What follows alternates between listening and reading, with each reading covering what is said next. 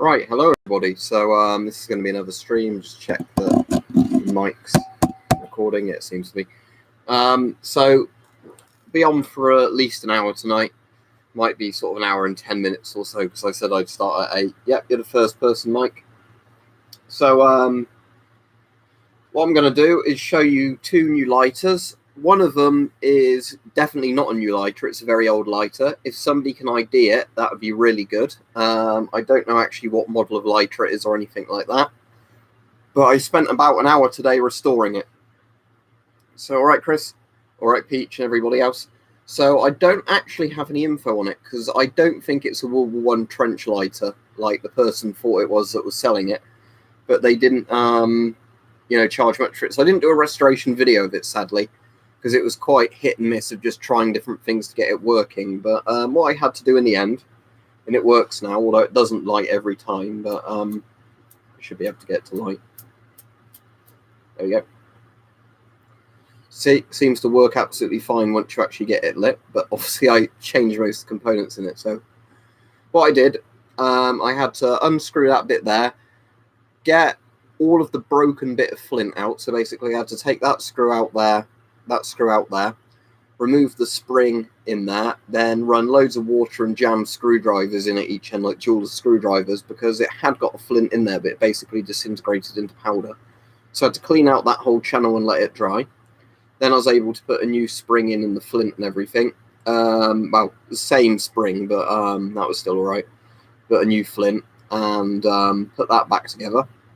Then I had to take this wheel off, like the striking wheel, because that wasn't quite centered right, so it didn't really strike the flint very well, at least the flint I'd put in there. So that screw would have gone a bit, so I had to do a load of work to get the screw to come out rather than, just disintegrating when I was trying to do it. Recent the wheel, which took a few tries, to actually get that working properly, because otherwise it wouldn't strike the flint very well, so it'd either have too much resistance, and then if it did go, it would make loads of sparks, be quite hard to do, or it wouldn't be making enough sparks. And eventually I got that all set up right. I had to put a colour marker on one side of the wheel, because it's one of those wheels that if you put it in the wrong way, know when I was reassembling it which way up it had to go. Then the wick had completely gone that was in there, so I had to cut a bit of a Zippo wick to size and stick it in the top, because the hole is smaller than the Zippo wick's hole. So that was a load of effort. So I had to get some jeweler's screwdrivers again and use that to force a Zippo's wick in enough. And then at the bottom, the seal at least and everything's good at the bottom, but I did have to shove a load more cotton wool in there because there wasn't much cotton wool left. So obviously it didn't soak into the wick very well. So yeah, that's the one side of it, if the camera focuses. A bit like a playing card style design on that side. That side, it says that, MF or whatever that is. Nothing on the bottom sides or anything. There's a little bit of checkering on the bit on there, if it focuses.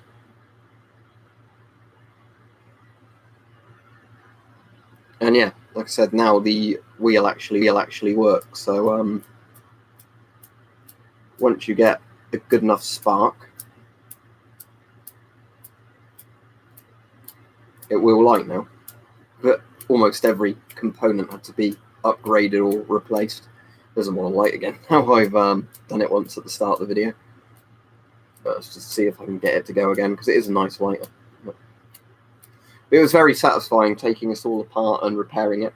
Cheers. Yeah, luckily the outside of the lighter was actually in quite good condition. It was just literally every single component needed, replacing, a bit of work done on it.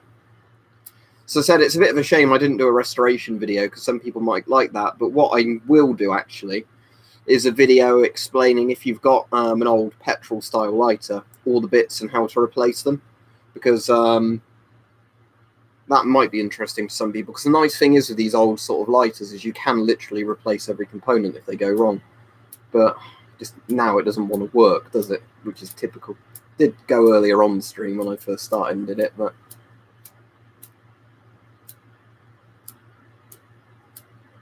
never mind. Right, anyway. The other one that came was this one. And this is a modern one, but made to look like a retro lighter. Yeah, don't forget to like the stream, everybody. It does help. So you could get these either in like polished colours or like this. I got the antiqued look, so I thought that at least makes it look older. So again, it's got a similar thing at the bottom. You fill up the cotton wad with petrol there. It's got a bottle opener on it there, which is why I quite like the look of this one, because you could, you know, actually do stuff like that. See, there's the wick and everything, and there you go. That one lights easy.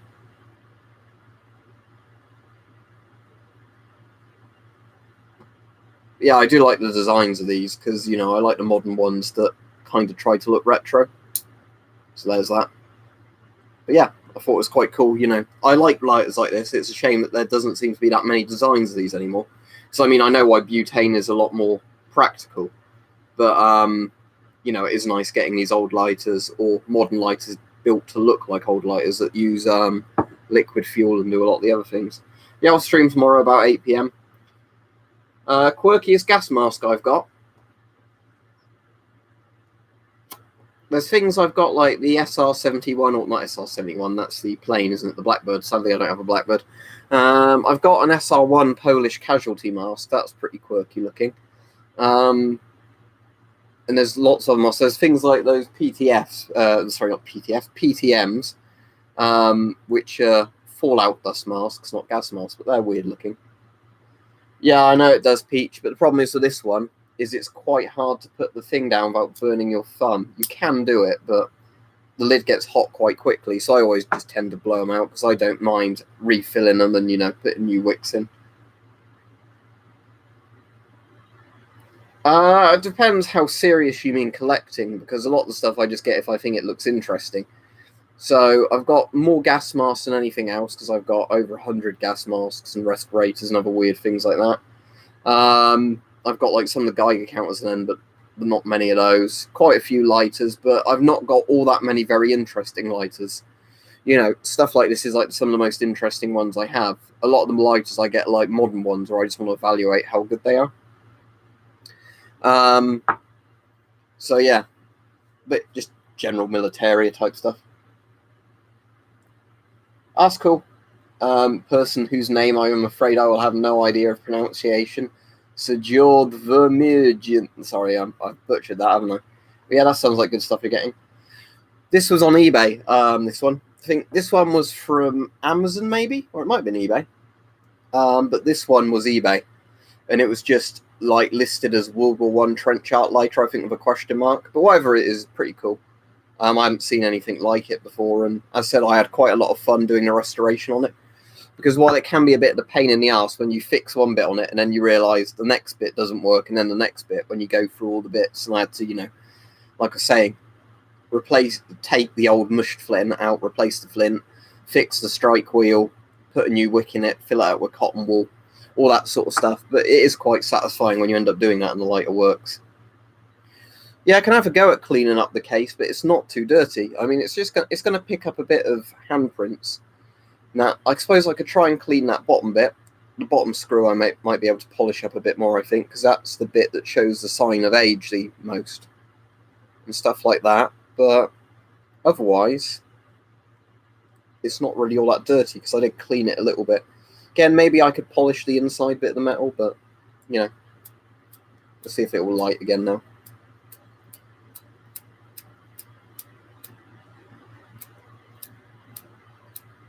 Doesn't want to light. Brilliant. If you want proof, if you go back earlier in the stream, I did get it to light. But again, I'll probably do a bit more work on it, see if I can get it lighting a bit more consistently. But it was a fun project. I'll show it you, Peach. It just says FM, but it looks like somebody's kind of put it on themselves.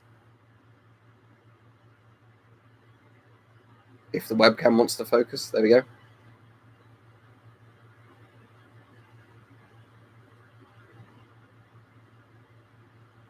And on the back, like a playing card kind of design.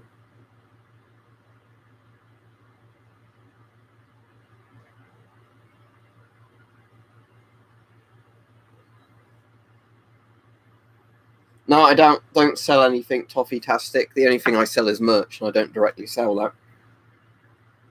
Yeah, £4 sounds good for an M4 magazine. Is that a real one? I'd buy any like old magazine for You know, not like a physical magazine to read, but as in like, you know, box magazine, whatever you want to call it, for a rifle, whatever. I think £4 for one of those is a good price, pretty much.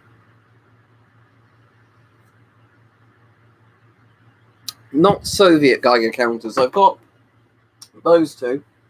That's a Polish DP66M, which isn't too dissimilar from a lot of the Soviet design ones. And that's a Polish radiation alarm. So I think the Soviet Union had a lot of similar kit to that. Some of them run on different batteries, but they're very similar bits of kit. The riot helmets I've only got two proper riot helmets, and that's a British Mark 1 and a Mark 3 riot helmet. My British Mark 6 helmet, like the military helmet, has a thing so you can mount a riot visor on it, but I've not got a riot visor for it. And I refitted the German fireman's helmet I've got with a chainsaw visor, so that's kind of a riot helmet now. But out of proper riot helmets, just the Mark 1 and Mark 3s. I'm not going to get any of the gas masks down from that display because it's a pain in the ass to put them back. And my room's quite hot at the moment, so to be honest, I don't want to stick a gas mask on for this stream.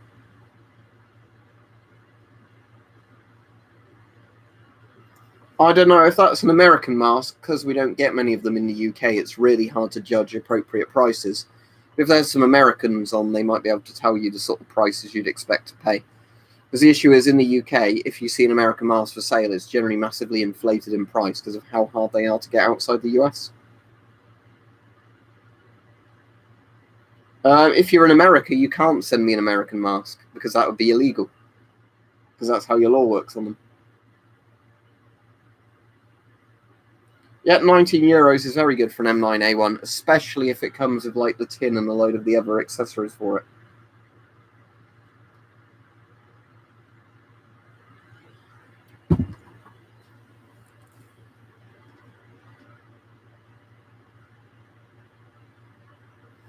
No, I haven't got the new PC yet. Hopefully at the end of the month. I've paid for it and everything, but if you haven't been following the thing, because the AMD processors ended up being so popular, everywhere's literally selling out of them. So there's not enough stock to supply to people who want to buy them at the moment. So I'm hoping at the end of the month, but we'll have to see.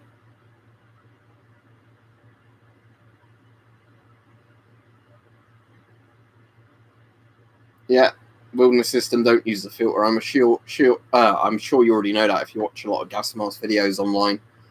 But yeah, the filter's like 1 to 3% asbestos content, so while that's not a lot, you still don't want to risk any of it going into your lungs.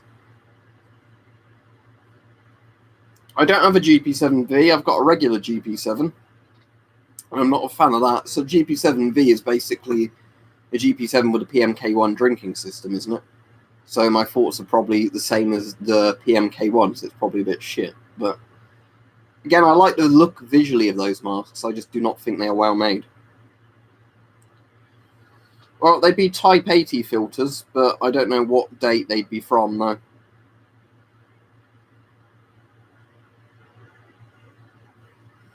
Or Google the IBM X60. I've got an old IBM keyboard, as I'm sure a lot of you know. Oh, it's one of those old chunky laptops.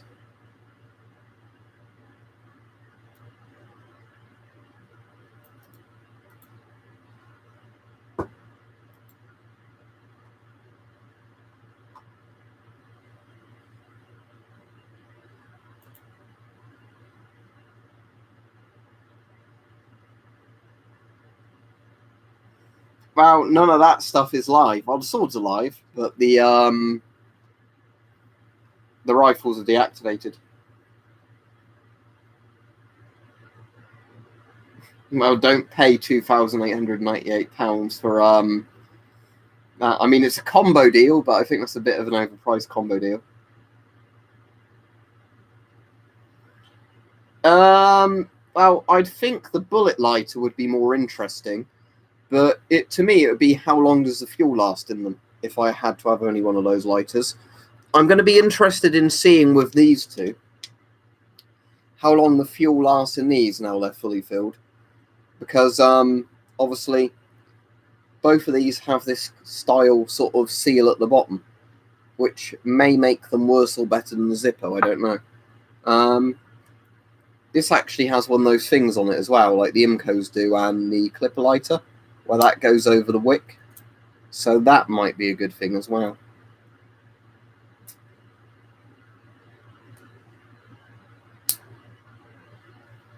Because generally you want things like that that hold the...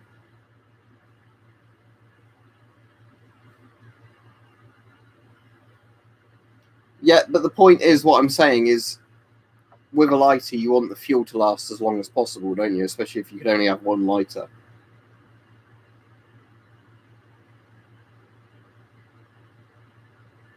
Ah, if you're on about instructions for putting on a gas mask in Russian, look at the poster behind me. Which rifle there's... I'm sorry, I'm just going to try and get this bit of... There we go.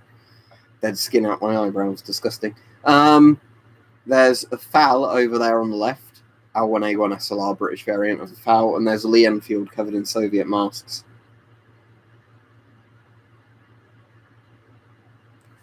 Yeah, it's just because of a good O-ring. That's a good point, Peach. Let's check my one.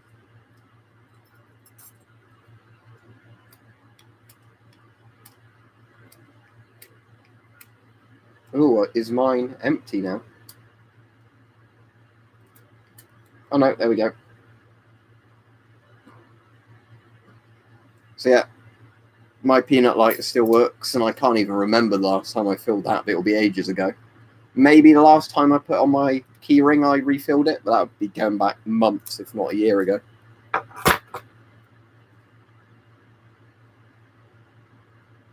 Yeah, that's the Lee Enfield. It's just completely covered in masks now, because they're the masks on the display.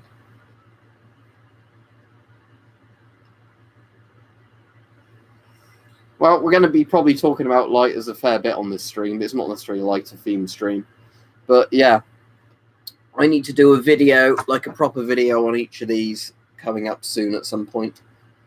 I mean, this one's the more interesting one, but this one, again, for a lighter that's less than £10, I think, is pretty good. Especially because it's got the bottle opener on, because that's just kind of a practical thing. But I don't think this has a keyring mount, so that's the only annoying thing. If you were, you know, replacing a keyring or whatever. Not replacing a keyring, but, you know, if you always got on a keyring, unfortunately, I don't think it would go on. So why is the M17 your favourite gas mask? M17's a cool-looking gas mask, but not very practical. Oh, what, like the butane insert, you mean?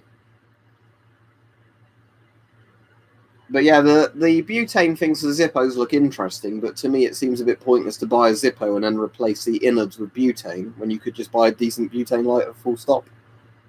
But I suppose a Zippo with a butane insert is going to be pretty durable, isn't it? Because it's still like the Zippo outer case, just with a butane bit inside.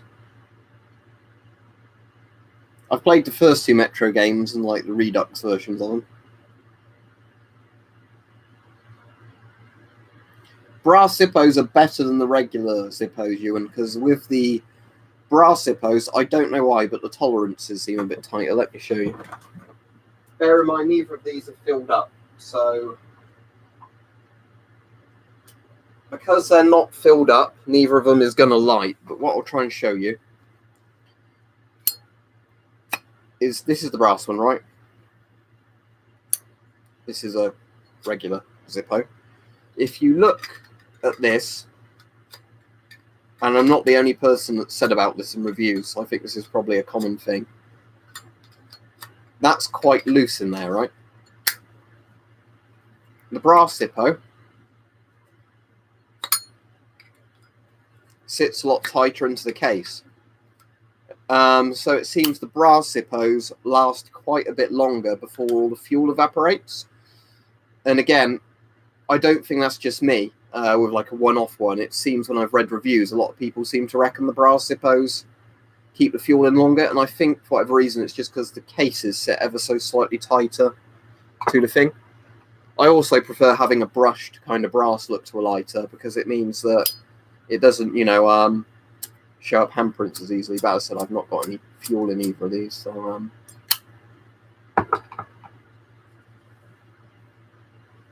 what do you mean an Armour Zippo, Peach? No, I don't do paintballing. I've done airsoft a couple of times, but sadly there's not really many places near me that do airsoft and paintball.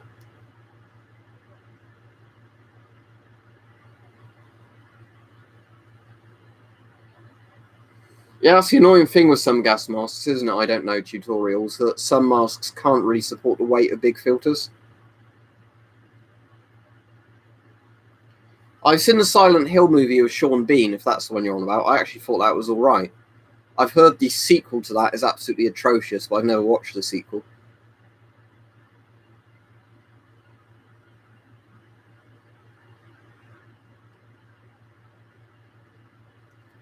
Right, Shield. Let's have a look.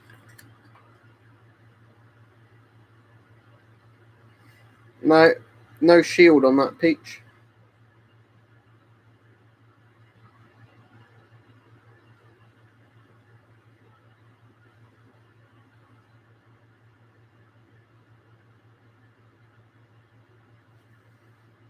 Well, it's weird that my brass one is 16, this brushed chrome one is 15.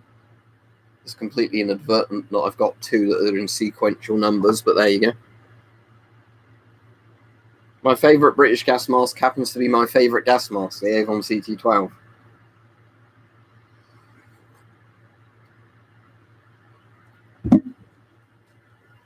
Well, I don't have one, but the Israeli children's mask is probably the best children's mask I know of, because it's just a 4A1 that's made smaller, isn't it? That's the right person, but thanks anyway. What, the corrected box respirator?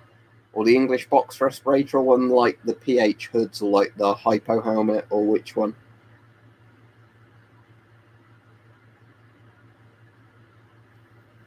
£30 to £60 sort of range, Lloyd, but CT12s are harder to find.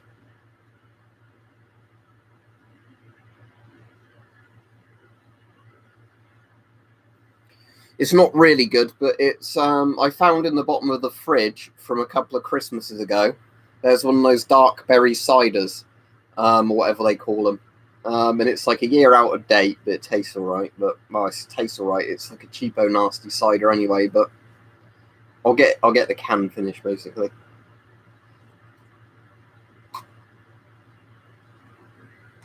Over 100, Antonio, but I don't actually know. Yeah, Lloyd, you'll find the FM12 goes on sale a lot more often because the CT12 is like the less produced version of the FM12. Because most people buying the mask, as in like militaries and that, will want the FM12. The CT12 is literally an FM12 with the drinking tube bit removed and filled in, and it's slightly lighter. Oh, that's what Mike said, wasn't it, Peach? Tastes a bit tinny. Tinned food tastes a bit tinny. All right, the only poster I bought is that one, which I did buy on eBay. If you search Soviet civil defense posters, well, I suppose a sign, but that's not a poster. That's a big like plastic fiberglass road sign thing. All the other posters are just Google image searches and printed off. The default pyro mask I don't think is a real mask. It looks to me a bit like the British C7 respirator, but I don't think it's actually based on that. I think it's just, a generic looking gas mask. A lot of the custom skins for pyro do have real gas masks as the skins though, but the default one, I'm pretty sure isn't a real mask. I could be wrong. There could actually be a mask I don't know of that it looks like, but whenever I've looked, especially because it doesn't look like it's got a working kind of filter layout and stuff like that.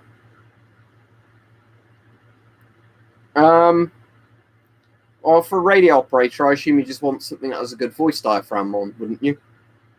So most mod masks have good voice diaphragms. Maybe Israeli M15, because that's got quite a big voice diaphragm that's fairly clear.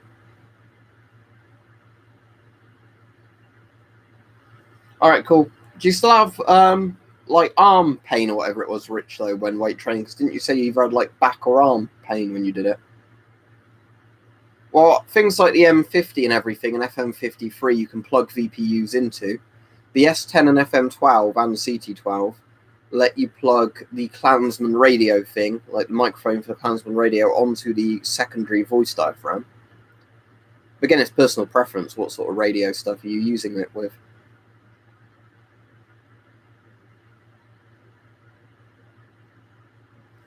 Yeah, I can't remember if I said this to you, but where Mike said that, if anybody knows the model of this lighter, I would love to know. Because quite often when I get lots of weird stuff like this, somebody actually is able to identify it. I only found this lighter because somebody in another stream told me another brand of lighters to look up, and sadly I couldn't find any reasonably priced ones of those, but this just came up in the related search. And I don't think it was a model of the other brands that the people said, but it just came up when I was looking up vintage lighters. Well, if it's a hazmat suit that requires you to have a pressurized air canister with it, I just go for an NBC suit, because at least you can just put them on and they work.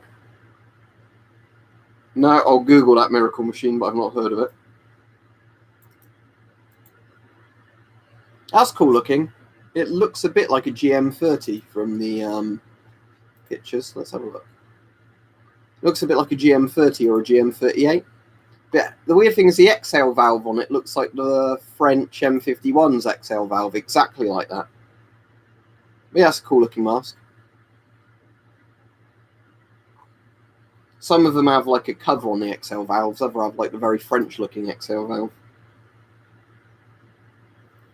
Yeah, let me just have a look at some lighters on eBay, Mike, just a second. So I might find some other ones to buy.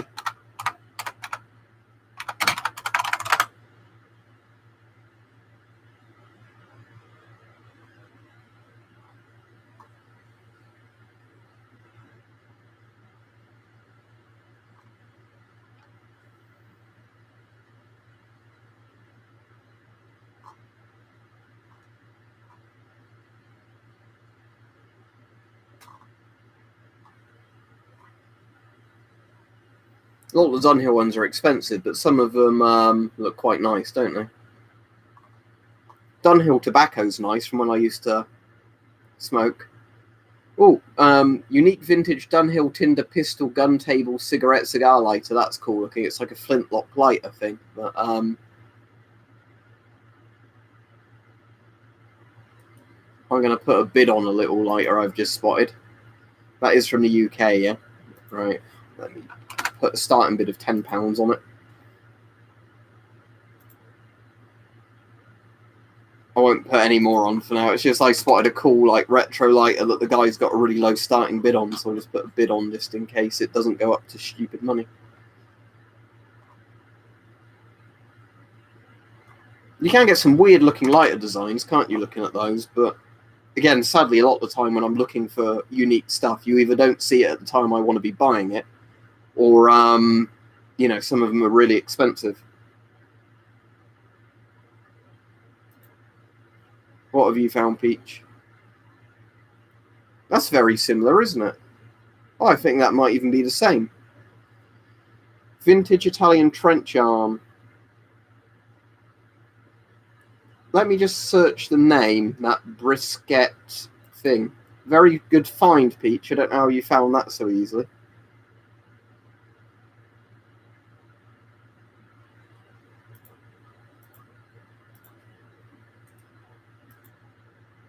Yeah, I found another one that's £89. That is cool. I'm just going to link Bart to that because I thought he might be interested because he liked to look at that lighter. But yeah, that's cool. If it is one of these sort of like 80 odd quid vintage lighters, I've got one for £15 and restored it.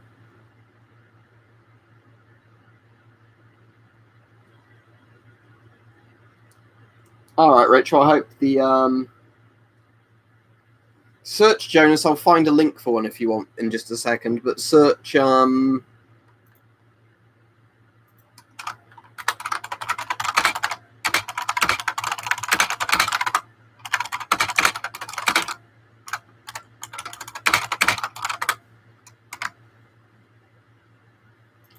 let me get one up for you.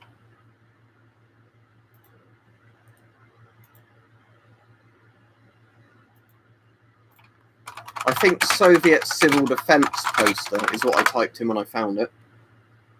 Yeah, search Soviet civil defense posters and there's loads of different designs that come up. I'll see if I can find the one that I've got. There's a cool one on NBC suits, but that's $40 for one that looks in quite bad condition. A lot of these are from Belarus or Eastern Europe.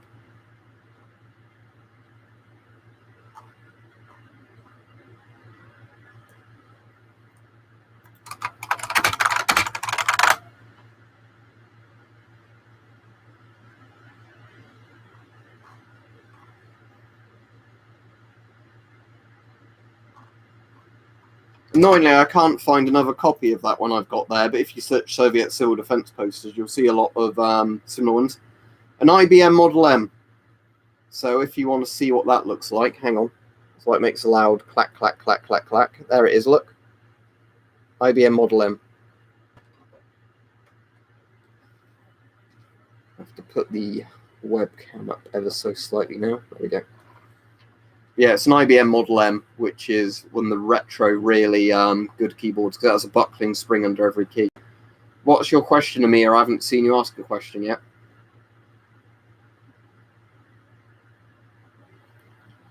But luckily it didn't get thrown away, because we were throwing a load of junk out the attic, and my dad goes, oh, this is an old crappy looking keyboard, let's chuck it in a skip. And I said, oh, hang on, let me just test it and see if it works. And then I was like, oh, the keys are very satisfying to press on this.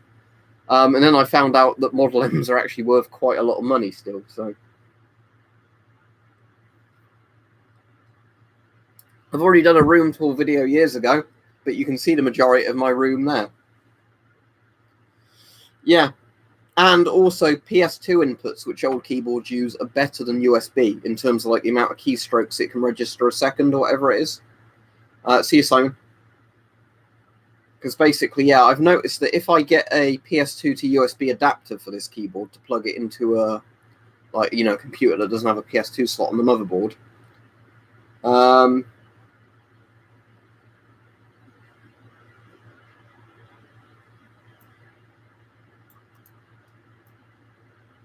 sorry, I've lost my train of thought because I was looking at what Mike said.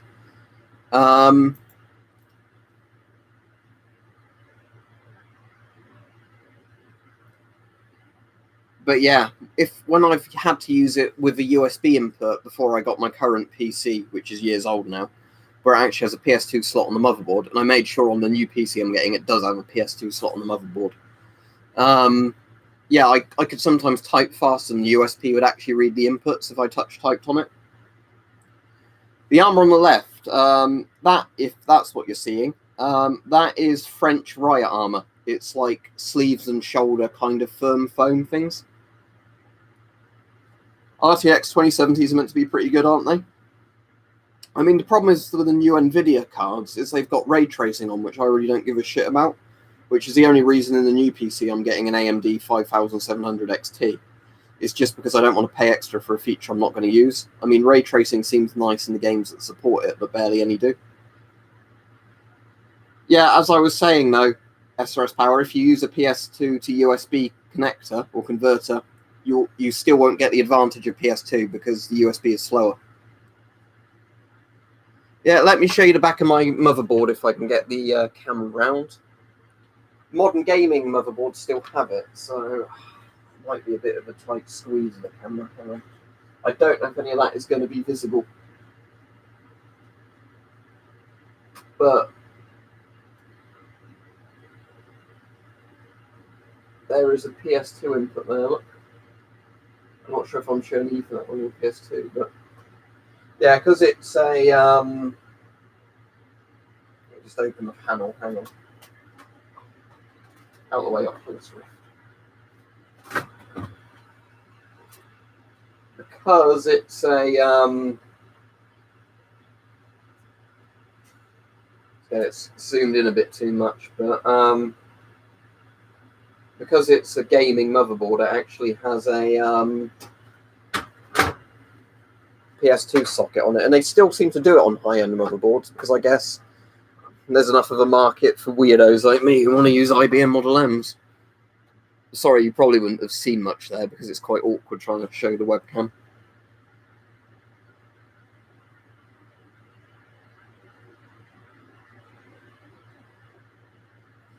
I've got another mechanical keyboard I found in one of the cupboards, so I might give that a test at some point. It's an old Amstrad one, funnily enough, but it seems to have some sort of a spring type thing under the keys. At least has meaty keys.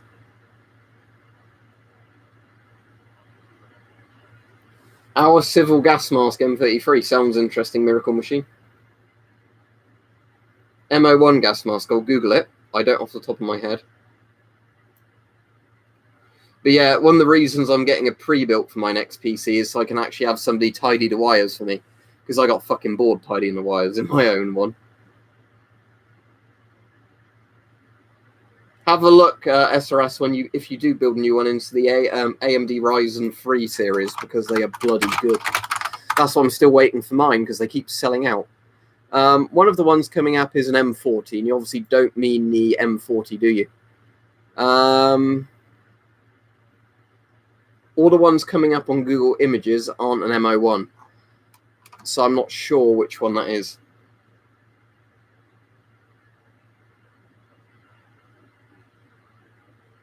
No, I don't have a bunker in case of emergency. Wish I did.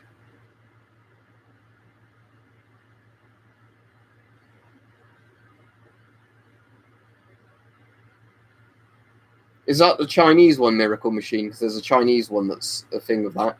And there's also the Shum 2012, which is a modern Russian mask, which is essentially a GP5 with a PMK's lenses and voice diaphragm on. It's illegal to carry weapons around on you, yes, but it's not illegal to, say, carry a knife on you if you've got a useful purpose for having it.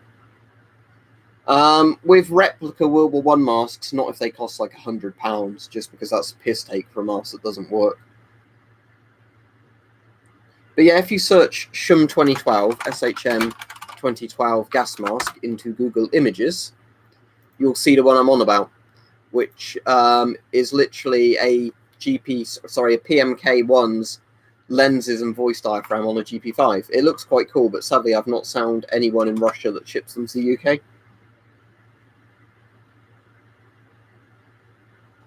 Yeah, I've got a budgie, a rabbit, and one fish at the moment, wilderness system. And one of my friend's dogs about to have lots of puppies. It's a shame, Miracle Machine, but thank you anyway. If you did want to support me, you can donate on Patreon, if it lets you do that.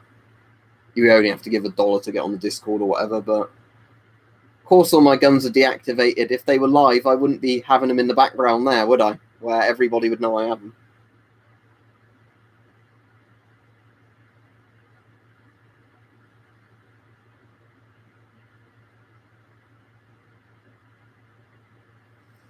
Yeah, it's just one of those things, Richard, where the thing that annoyed me is when I bought that nice Corsair case that my current PC's in, I thought I'd be able to get the wires tidy, but then it turned out to fit a load of the wires around properly, I'd have had to have bought extension cables. And then I thought, I'm not going to hold off putting this PC together to get extension cables to neatly put the cables around the back of the, like metal bits in the case. I was like, no, I'll just shove them wherever they fit.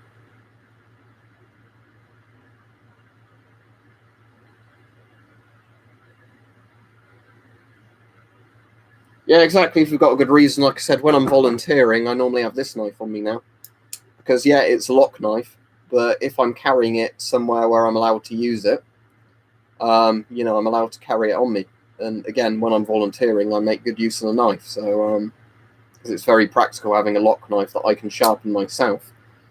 Because the issue I find when I'm volunteering is if I try and use the knives that they keep out the centre for whatever, most of them haven't been sharpened and are never where they're meant to be. So you end up wasting like 10 minutes walking around for a knife to then find out it's like dangerously blunt as soon as you try and open something with it.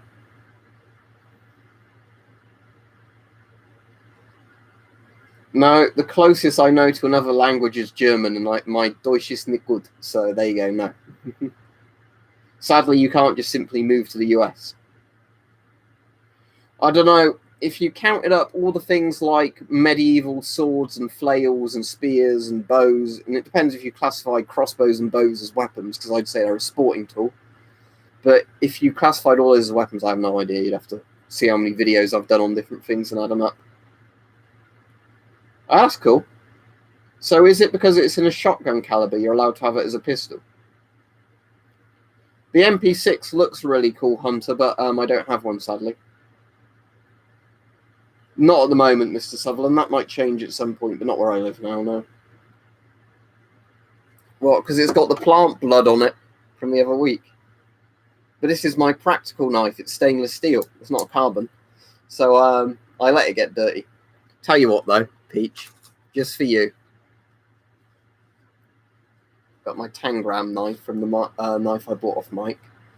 I might have to put some rubbing alcohol on it, though, I reckon. Yeah, because that stuff's sticky. It's not going to come off. Yeah, I have to get it off with alcohol.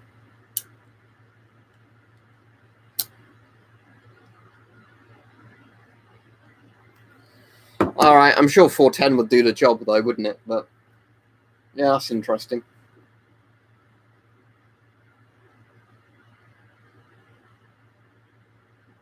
Well, where was that video filmed? The one that's at the castle with like the reenactors demonstrating it is Corfe Castle, I think it was, like the blown up castle. Let me search M10 camo, because a lot of these I don't remember what they are without looking them up. Oh, is that a Yugoslavian one or like a Serbian camo? Is that like the modern Serbian one? Because it looks like a pixel version of a bit like the old M93 style camo. But yeah, I like the look of it. Looks a bit like US Marpat. Reminds me of M93 camo. So yeah, I prefer M93 though, because I like the camos more when they're not pixely. I prefer them as like actual splodges. But yeah, I've got a US M40.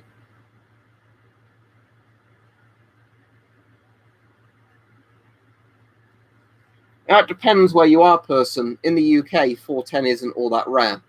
410, 20, and 12 bore are pretty common in my local gun shop. I mean, I've never checked the prices. I imagine 20 bore would be the cheapest, wouldn't it? But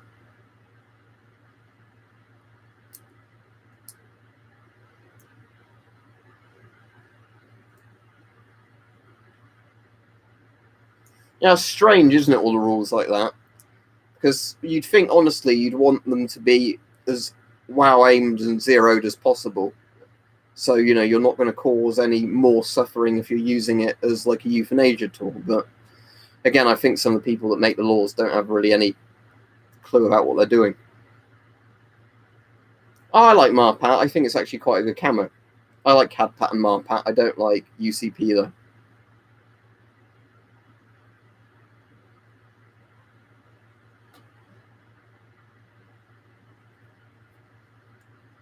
What country are you in, person 1381? Because it also depends, because can't you buy .223 ammo, whatever it's called, which is basically 5.56 for the sake of shooting in sporting rifles or civilian rifles?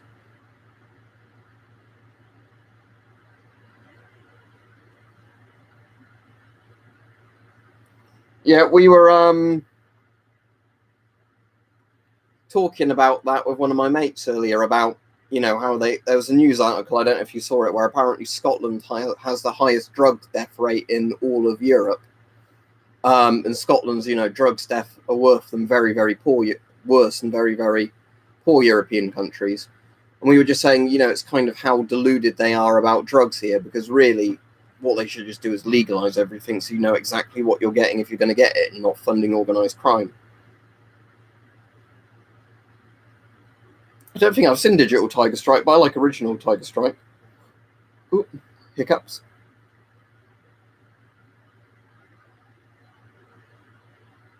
Yeah, I've still got my Dacia Sandero. I refilled it with petrol today. No problems with it whatsoever. I'm very happy with my Sandero.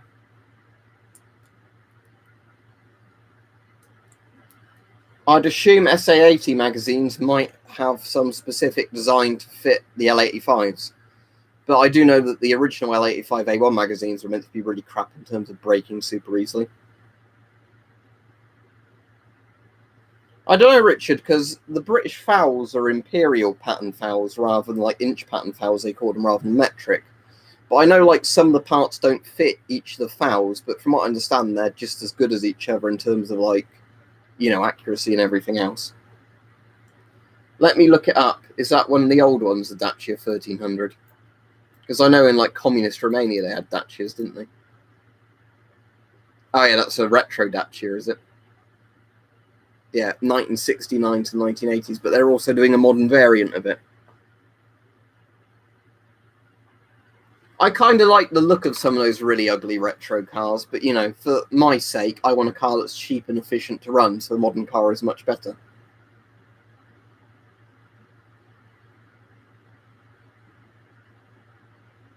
What's my coolest light? A good question. I'd say my Imcos.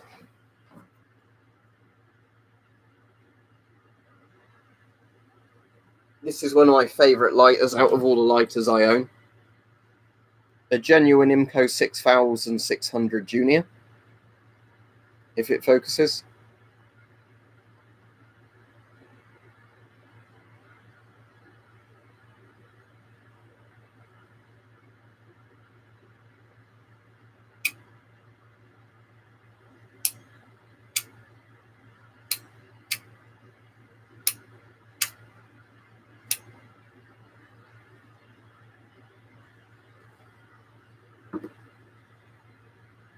Yeah, that's a modern recurve bow, the big one. That one there under the gas mask sign. That's an Innertech 2, it's called. They sell them in Decathlon, which is a big sports sort of shop that came up a couple of years ago. They've probably been around longer than that, but we got one in our area a couple of years ago. And they sell like bows and arrows quite cheaply there, as well as like lots of other sporting stuff.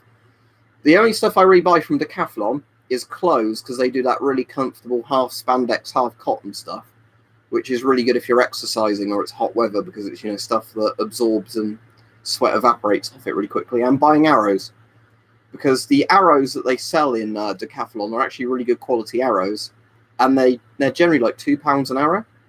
So I've not managed to break any of my Decathlon arrows yet, and it means because you can buy as many as you want when you go in there. If you're just there for something else, you think I'll buy 3 arrows while I'm here for like £6 or whatever.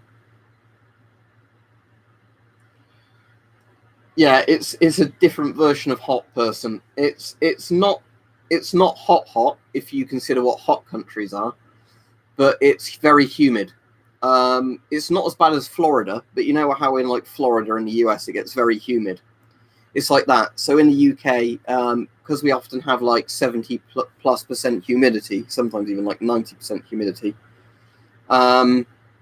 we get this kind of thing, you know, where the temperature might only be just over 30 degrees in the summer, but your sweat's not going to evaporate, so you just feel really hot. So this year was finally the year I caved in and bought an aircon, because the problem is my bedroom as well. That side where the window is, that isn't a window that opens to the outside. It opens onto a conservatory, so that gets like a greenhouse in the summer. If you put a thermostat in there, it gets like 50 C. There's also at the other end of the room a airing cupboard type thing, which has like a water heater tank in there. So if anybody turns the hot water on, that gets really hot. My computer's in here, and this is the most inner room of the house, so the heat just traps in it. So I ended up caving in and buying an aircon, because you could put like 2 or 3 fans in here and you still would feel, you know, horribly warm. Very rare camouflage. I don't really think so. The most interesting camo pattern I've got, which could be considered rare, let me check if it's in this room. If it's not in this room, I can't show it you. I don't think it is in this room, saying that.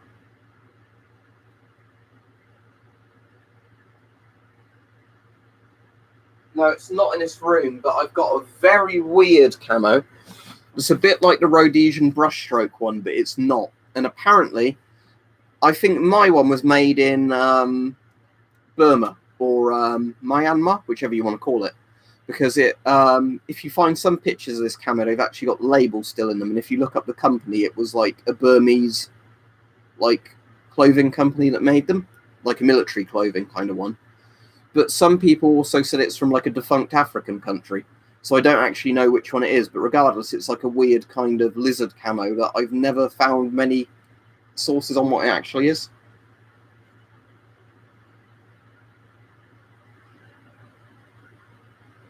Yeah, exactly. Agree with you, Mike. Because the thing is, you acclimatise to the heat in your area, don't you?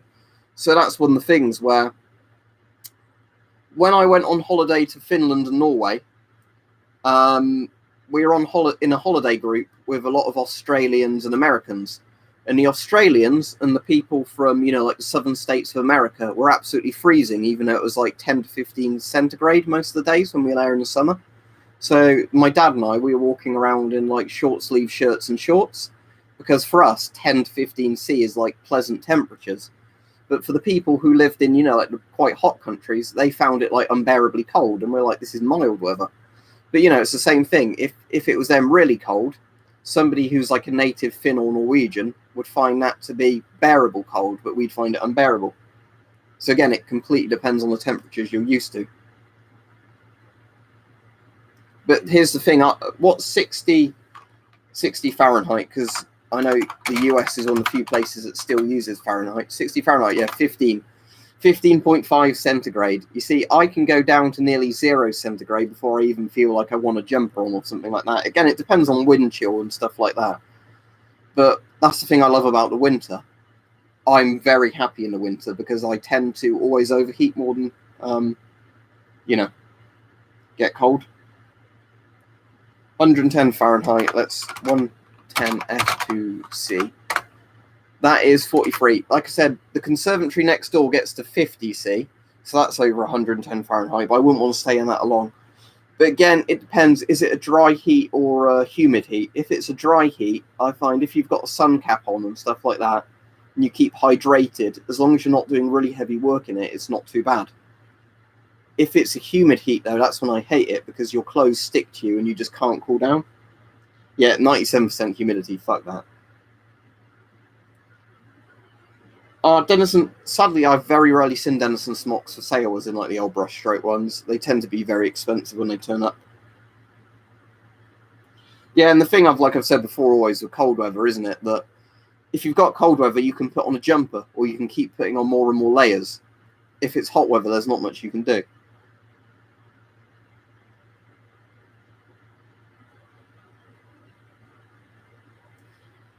Yeah, Russian sleep experiments like a creepypasta. No, your question's not coming through, Amir, so you're saying something YouTube doesn't like.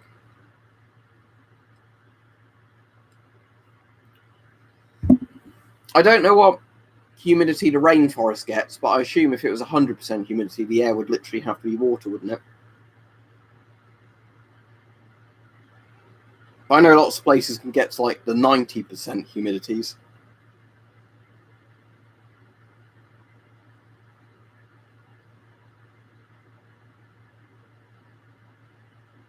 I like splinter camo. Do you mean like World War II splinter camo? The closest I've got to that is the reproduction I've got of the West German thing where they redid Splinter. And they called it like Swamp Tarn or something like that. And I like that because it's very similar to Splinter. There's some Hungarian, is either Hungarian or Romanian camos, or maybe it's Bulgaria, that had like Splinter camos as well, and they're cool. Yeah, as long as it's a real one, OG Roblox, that sounds good. What's the mask next to the British one? Well, there's the Mark IV, and then there's that crappy Chinese mask. That's just a half-face mask with a separate pair of goggles. They're not good masks, and they're not good goggles either. That's Bulgarian, isn't it? Yeah.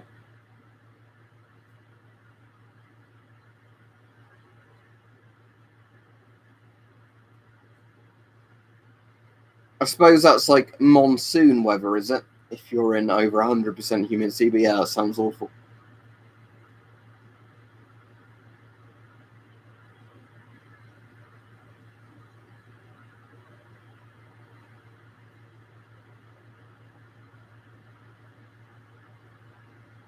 Oh, is that the name of it? Raindrop Urban Camo.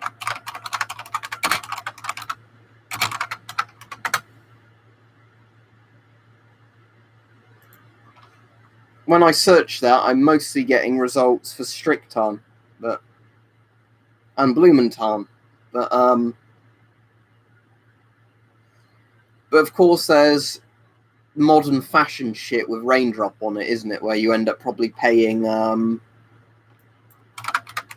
loads of money. Let's see if I go on shopping. Can I find fashion things in Raindrop?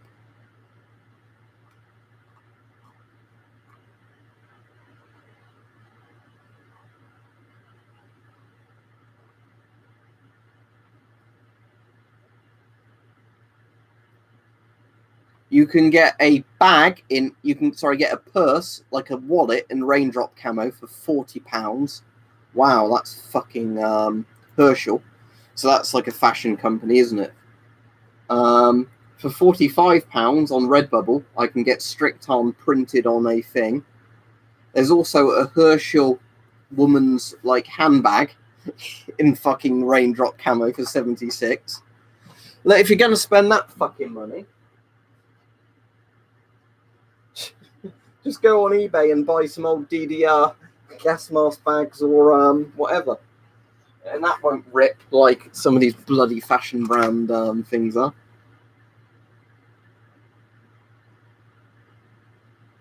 No, I don't have a musket. That's very vague. What is the mask next to the poster? Well, there's more than one poster and there's more than one mask. So you have to tell me which poster.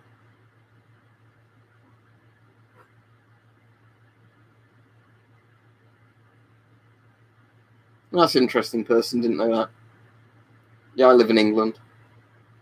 No, I don't have any trench knives, and technically they might be illegal now, I suppose, under the new knife laws. The gas mask poster. What, the big one?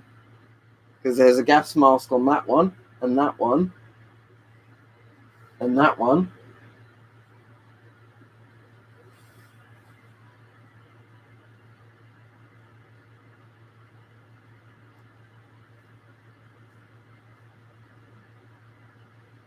What colour is the mask? We'll start off with that. We'll be like, where's Wally? Or, you know, that game with the cards where you say, is he wearing a hat? And then anybody that's not wearing a hat, you can flick them down. The grey one. What, grey poster or grey mask? So that's a GP5 there. And there's a white Soviet PTM1 Fallout mask there, if that helps.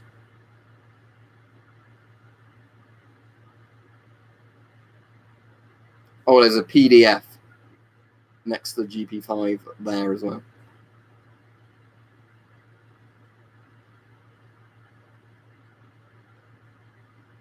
Weapon collector, not C, definitely weapon collector, because he's got the big red board.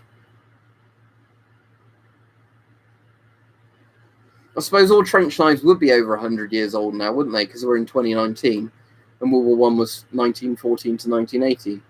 So I suppose trench knives would be over 100 years old. Lots of these, your mother, I don't actually know, because there's lots of laws that are really stupid, but I don't know if they've actually come into effect. So it's one thing that the politicians make a law. There's another thing in terms of does it actually affect anybody, if that makes sense. Yeah, I've got an East German M56 helmet. What I've also got, which is actually a DDR one, and I don't want it to spray fake leather everywhere, so I'll be careful handling it. But it's a bit cobwebby where it's been on display. But I've got an East German tank helmet as well on an MM1.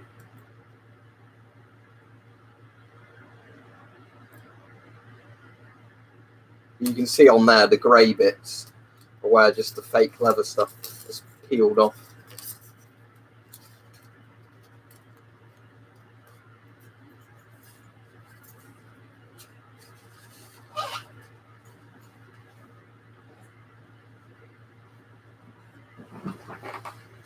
I got mine from D&B Militaria, but there's a couple of places like Worldwide Arms Limited and others you can buy them. It's just deactivated guns that keep going up in price to the point it's not really worth buying them anymore. No, I don't have any Slovenian gas masks. I'm going to have to Google Slovenian gas masks now and see if they've actually made any. I've got one or two Yugoslavian gas masks, and Slovenia used to be in Yugoslavia, didn't they? Slovenian M33 is a cool and weird-looking thing. The modern Slovenian army mask looks cool. Wow, I like the look of that. Does it have a name? It's $300 to buy from Dick's Army Surplus. But it just says Slovenian gas mask.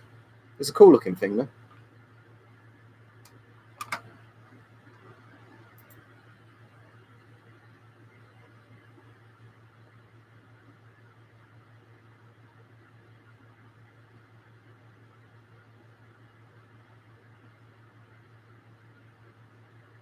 Probably because making two-coloured camo is cheaper than making camos and more colours in, I would guess.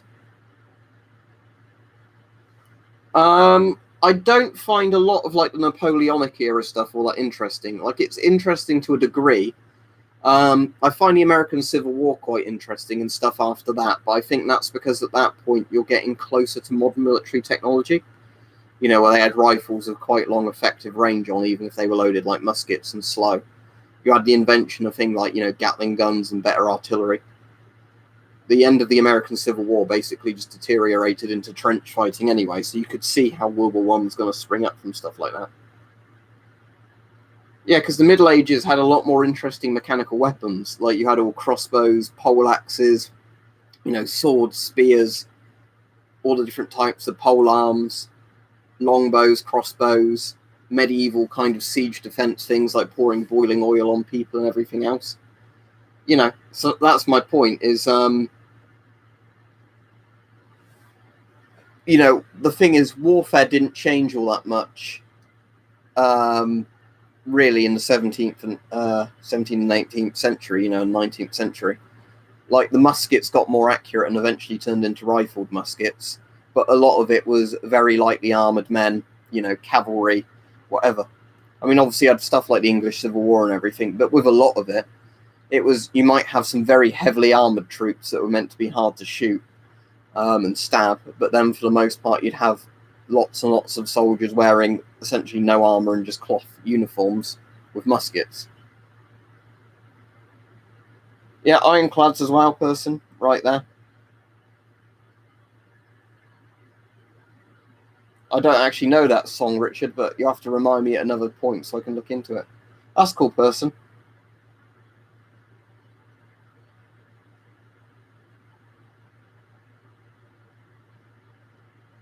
But I suppose the Johnny Cash song, God Bless Robert E. Lee, would be very bad now, wouldn't it? Because you have to consider the South to be totally evil in the American Civil War, because everything from history has to be looked at a good guy, bad guy perspective according to modern education. Both the K98 and Moss and Nagant are good rifles. K98 was probably better, but, you know, if you had either of those, both have a similarly powered cartridge, you know. No, that's a real foul. It's deactivated, but it's real. Just to prove that. See, it's got cartridges in it, but they're inert cartridges, but they're real.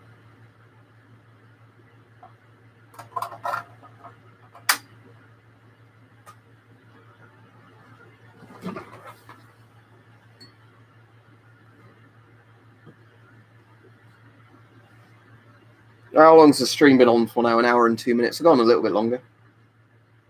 Yeah, exactly. The thing is with history is I think a lot of people don't want to look at it, you know, from a neutral perspective. So if you end up making these very, one side has to be right completely and the other side has to be totally evil, like you say, you're bound to repeat it and you're not going to learn lessons from history, are you? Especially when people, you know, don't want to consider why certain things happened. Well, the Winged Hussars is in like the really cool Polish cavalry that had like the like feathery kind of bits on the back of their armor. Like the was it Battle of Vienna or whatever it was where they kicked loads of ass. But yeah, I know what the Polish Winged Hussars are. They're fucking cool.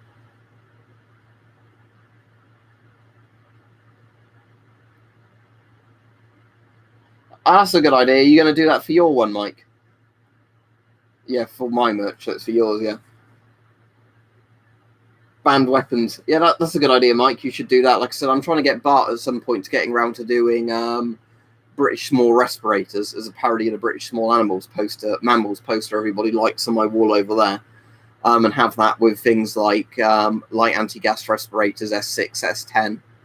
Even have the prototype S8 on there. Why not?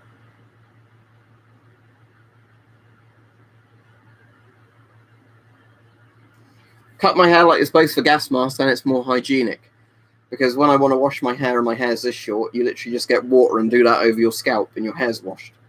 When my hair gets longer, it gets greasy and you have to spend ages washing it.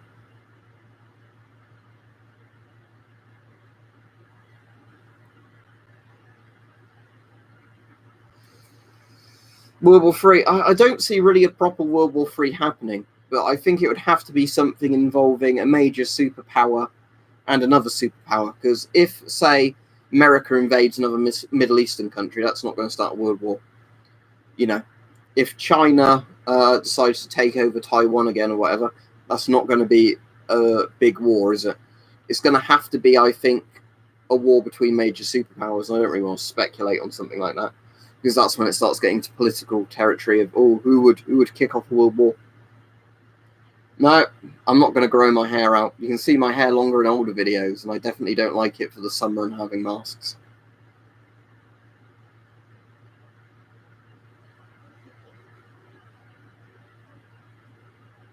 How many times have I watched The Amiga Man with Charlton Heston? Probably 6 or 7 times. Yeah, exactly. Because of nukes, because all the superpowers have nuclear weapons. The only thing, going back to what I was saying though, I could see something between India and Pakistan potentially escalating to the point where nukes are used against each other. But I can't really see it happening with major countries. I think people, Mike, who haven't cut their hair so short don't know what they're missing, do they? I like the original Planet of the Apes with Charlton Heston in, and I like the second one that most people hate, Beneath the Planet of the Apes, with the weird people that have like the melted faces or whatever it is, and they worship a nuclear bomb. I can't remember now all the bits of it, but I quite like that one as well. I've not seen all that many of the sequels. I have all the sequels to the original series on Blu-ray, but I've not got around to watching all of them.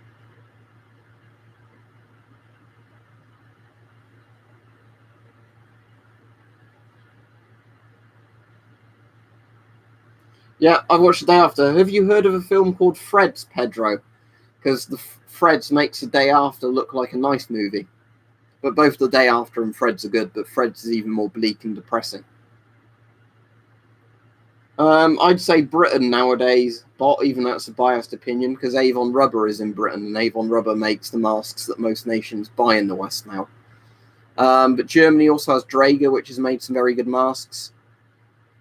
America's made some very good masks throughout history as well.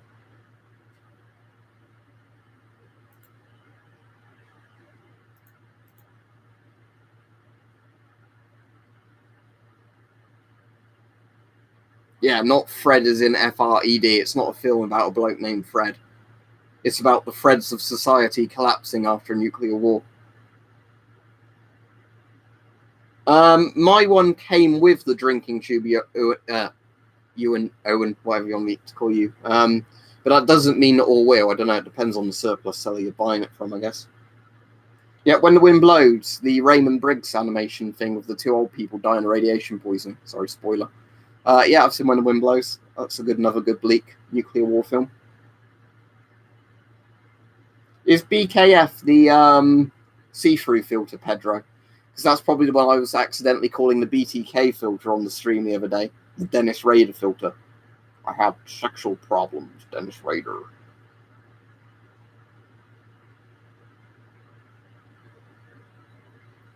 What are some other good films about nuclear war? I did a video on this. Doctor Strangelove's one of my favourite films about nuclear war. I have to rewatch that within this week, I reckon, because I'm a massive fan of Doctor Strangelove.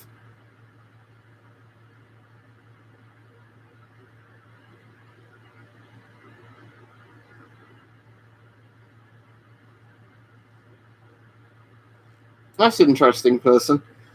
But most of the superpowers did really fucked up NBC warfare research if you read up on some of the human experimentation they did. Now, I've never seen Cloverfield. It's about a giant monster, isn't it? But I never watched it. My favourite Kubrick movie, Electro Services, Doctor Strangelove. I like A Clockwork Orange a lot as well. Barry Lyndon is also very good. When I watched the Blu-ray of Barry Lyndon last year, because I hadn't seen it in such good quality before, I was just amazed. But Doctor Strangelove is probably my favourite because I just love the, like Cold War hysteria of it. You know that Doctor Strangelove is not a film you're meant to take seriously, Abraham, because the entire kind of thing of the film, although it's about nuclear war, is about kind of sexual ineptness of people in political positions, which is why all the people have names to do with sexual stuff, and all of them are kind of hysterical. I do publish one person. Look on my community page. That's why it's called Strangelove, Muck Verktikleben. I think a ratio of 10 females to each male would be the proper breeding techniques. Yeah, that's why I put UK time on all my things, so you can end up checking what the time is in my time zone compared to your time zone. I've not seen Paths of Glory yet. I know of it. The most obscure Kubrick film I've watched is The Killing, the one that has Sterling Hayden and he did before Dr. Strangelove. But I've also not seen, is it Spartacus or Kirk Douglas he did?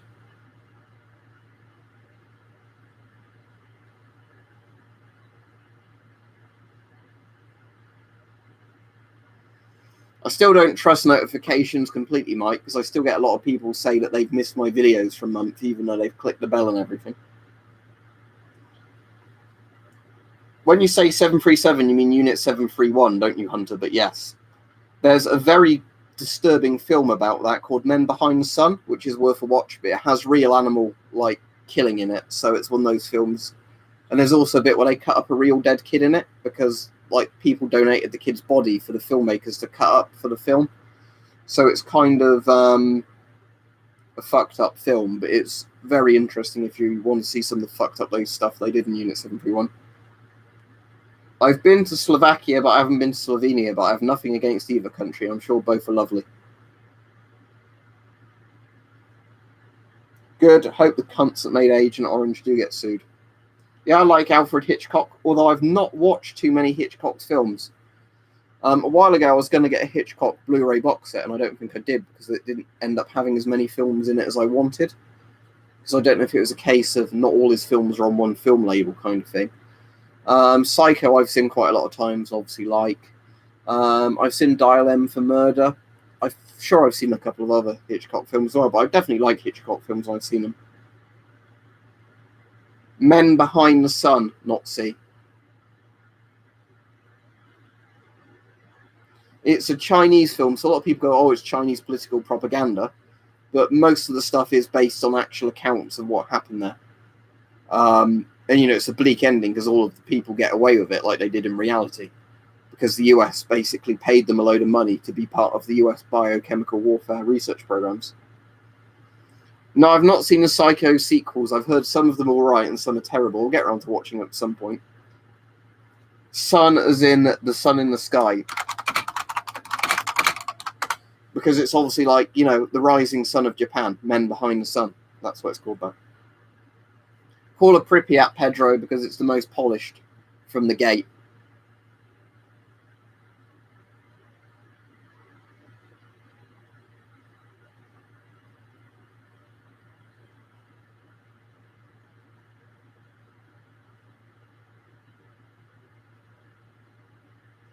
I'm not sure what you mean especially about all that, Daniel, but I'd rather we didn't get in too much into political type stuff. But if people are being put in concentration camps, whatever, that's a bad thing. But as I said, I don't want to spoil the stream by suddenly going into politics. I've not seen any of the John Wick films. I really ought to, but annoyingly, I kept thinking about watching John Wick 1 when it was on Amazon Prime. And then when I went to watch it, they had John Wick 2 on there, but not John Wick 1. So, but yeah, I'll get around to watching all of them at some point. I've played the first Paranoia, as in the Half-Life 1 mod, yeah? Where you're like the Spetsnaz guy and there's the enemies with gas masks on. I've played that. I didn't know there was a Paranoia 2. With Paranoia 1, on my Dreamcast, I've even got the disc where I burned Paranoia onto a thing, and you can play it on the Dreamcast, because you can play because the Dreamcast didn't have copy protection. You can actually get custom games people have made, burn them to a disc and play them. Hello, Neo Stuff, but I'm afraid I'm off any minute now. Yeah, I'll get around to watching them. Ian McShane's in them, isn't he, person? Because I did watch the Deadwood movie recently, and that was very good. Because they, finally did a movie to end the Deadwood series, because they cut series 3 off on a cliffhanger and it never got finished. Yeah, I like most military uniforms, but I wouldn't buy them and wear them kind of thing, Electro Service. But yeah, when I've looked up most World War I uniforms, they look kind of cool. As much as I don't find the Napoleonic Wars all that interesting, Well, they're interesting, but, not on the scale of I find other stuff interesting. I do find a lot of the uniforms from that period look really cool. I rewatched The Terminator last night. The original one. I've obviously seen it before, but I rewatched the original Terminator last night. It was brilliant. And I realised one of the music tracks in Hotline Miami 2 rips off the police station shootout music from The Terminator. But I'll probably watch Terminator 2 maybe tomorrow, because I won't have time if Mike's streaming on Twitch tonight. But that's cool. It's just the one on the PTM in blue, because I'd already done a video on the PTM one in white, so it's a shorter video just going on about the blue variant that's better built anyway.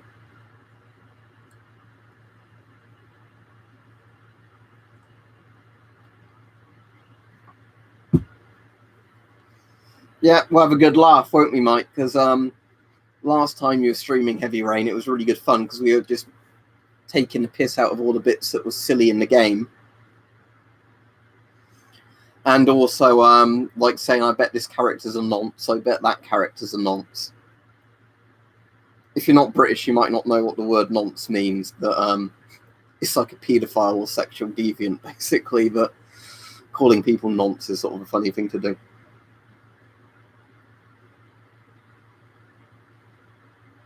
Yeah, every chapter has at least one, so it's a game spot the nonce when he plays Heavy Rain.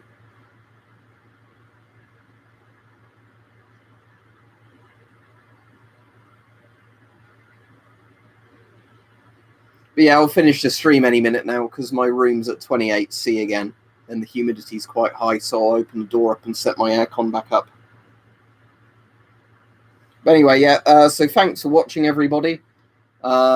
The next 2 videos I film, not the next 2 that go live, are probably going to be on those 2 new lighters I've got. Also, another nice thing, I just thought I'd show this, is this lighter, actually, as well as coming in a fairly decent cardboard box, actually came in a drawstring bag. So I thought that was very good for a cheap lighter. They actually went a bit above and beyond with this one. Let's just see if I can get that other one to light before I finish.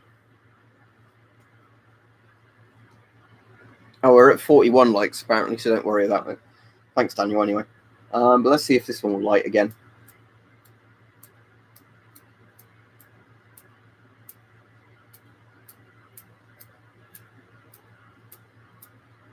If you want proof it lit, I did do it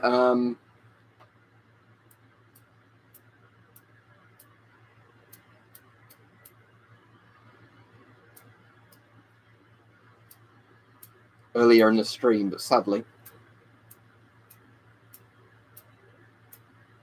doesn't look like it's going to light now.